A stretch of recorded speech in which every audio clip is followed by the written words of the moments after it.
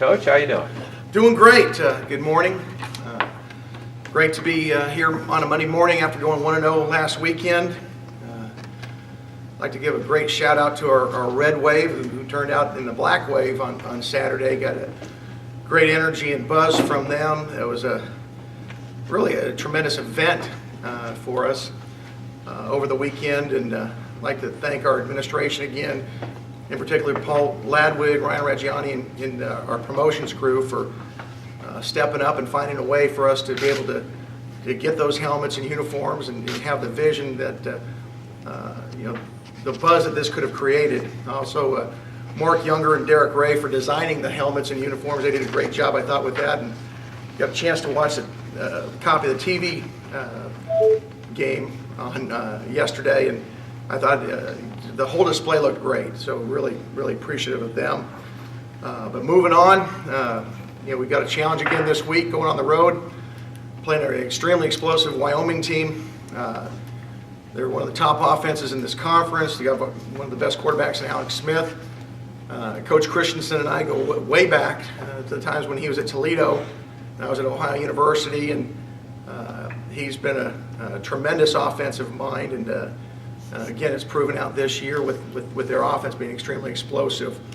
They're averaging over 500 yards a game. The thing that's impressive is that they're doing it both in the run game and in the throwing game. They're running for 200 yards a game and throwing for almost 300. So that's a tough combination.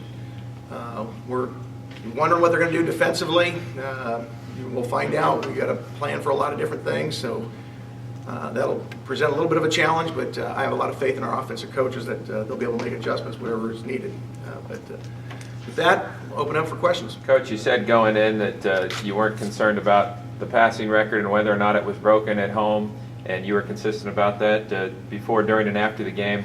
I'm wondering, though, that yardage total on the scoreboard wasn't working all night. Did you guys have anything to do with that? Did you want to make sure no one was peeking at those numbers? If I was smart enough to have thought about that beforehand, that would have been a good idea, but I can't take credit for it now. No, it just happened that way. And does it mean a little more to you knowing that there was a reason for the pass that broke the record and that was all within what was happening in the game? Oh, absolutely.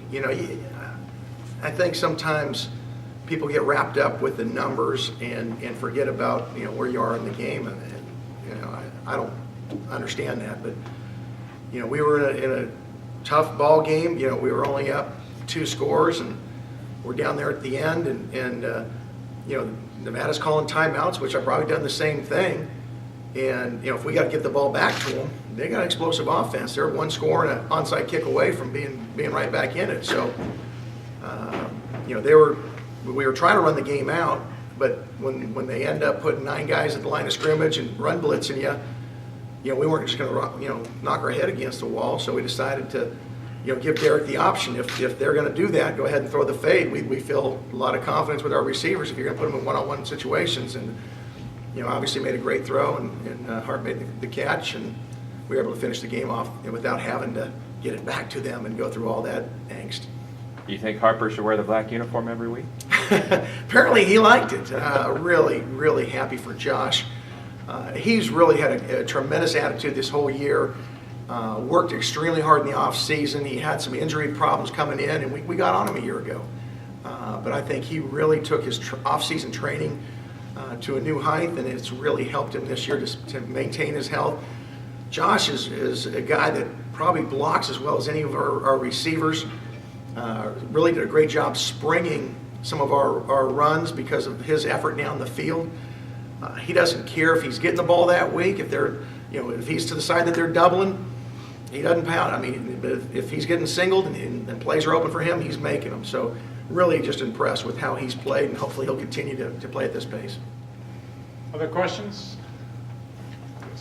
Coach, temperature at kickoff is supposed to be around 30 degrees on Saturday night. First question is, do you guys own parkas? I'll check with Mark. I know we have something back there. I don't know if we actually have parkas.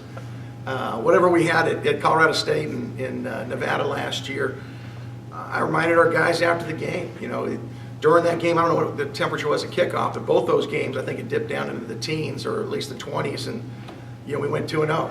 So our guys apparently like that weather. I know some of the guys on my coaching staff don't, but I think it's fine, and we'll be ready.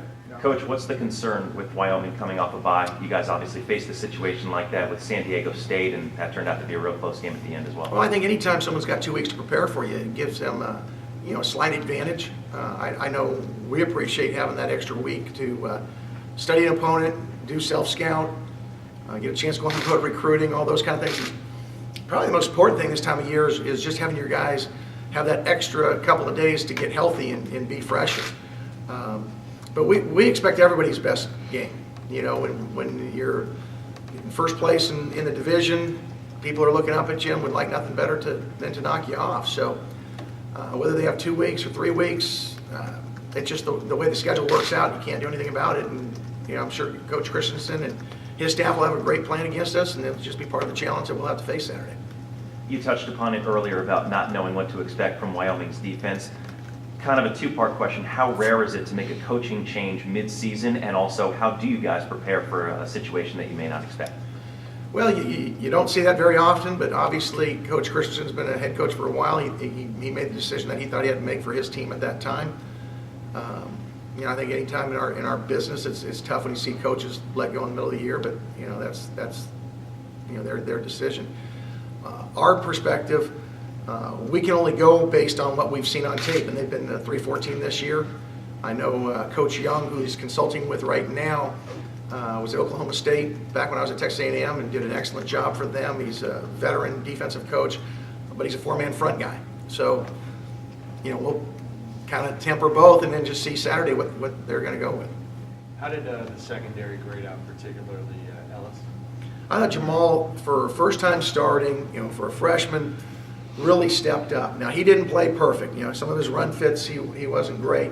But competitiveness, he had a different look in his eye this week than he did getting thrown in the San Diego State game when LJ got hurt. So that was very encouraging to see.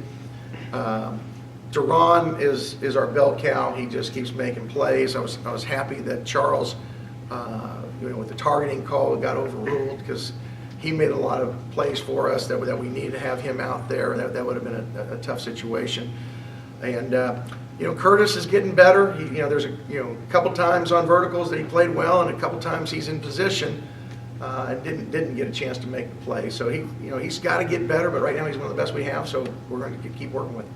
And the Charles Washington situation, you addressed it a little bit, but what's going through your mind on the sideline when that happens, the very first series of the game? After what happened to you in Hawaii with Burse and knowing you're already down L.J. Jones, how did you and your staff react in that moment? Well, understandably, we were a little bit nervous about losing him, so we were on the side, trying to figure out, where do we go from here. But talking to the guys in the box, they were seeing the replay and felt fairly confident that it was going to get overturned because he led with the shoulder and hit shoulder to shoulder. But you just never know. So we're over talking to Dalen saying, hey, you got to get ready. And next guy up. We talk to our team all the time about that everybody's one play away, whether it's an injury or a targeting situation from, not being in. So that's why you've got to constantly develop depth and have guys at the ready. You talked about the injuries, or we've talked about the injuries. L.J. Jones obviously out, and how thin your secondary is. But the focus is always the guys that are on the field. How's a guy like L.J. been staying involved with the team when he can't play? Well, I don't know if you saw him, and I think half the crowd did because he was cajoling him a little bit. But he's got such great energy. He's one of those glue guys on our team.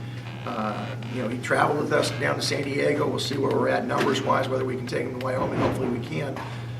He's great at talking to our corners about being a player and what to expect. Our coaches are doing that, but it's a different perspective when a guy who started 35 games talks to him about what he's seeing and what to do. So he brings great energy to our sideline. He's a great leader for us, and I really appreciate the fact that he's not feeling sorry for himself. He's doing whatever he can to help us win. When you looked at that tape, and I know you scored 41, but did you have the feeling that you guys could have scored 60 plus with the 3 4th down stops and the turnover?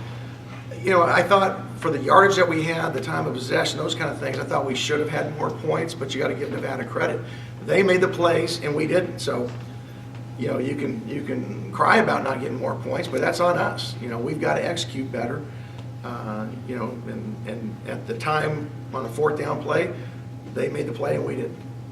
And the strip, was that just a great effort by Garrett to get it away? Is there anything Devontae can do with the ball there to hold on? Well, yeah, he can hold on to the ball better. I mean, you look back there, ball security, lock, load, finish. You know, when someone's, you know, tackling you, you got to finish. You got to be able to get 2 hands on the ball and squeeze that thing, have it high and tight. He didn't do it. Give them credit. They did a nice job stripping it. And so, you know, it goes into the teaching tape and something we got to learn from. You've answered a lot of questions all year about your kickoff coverage. Yeah, where's the questions today about kickoff? Well, here's maybe your last one. Do you think this will be your last one, that you guys figured it out and solved the problems? I think our guys did an excellent job last week, but it's one of those things, again, that if 1 or 2 guys slip up, you're going to be giving up a big play. But I thought Colin kicked the ball better. We had better hang time. We changed some personnel on there. I thought Patrick Sua, Charles Washington, and Jeremiah Toma in particular really did a nice job forcing the issue, getting down the field, and had the right attitude. You do that, you can be good on kickoff coverage. And having those guys back in the flow, we felt better about. And, you know, we got to hand Coach Peterson, because he's been taking a lot of grief. He really works his tail off on it and got our guys playing hard.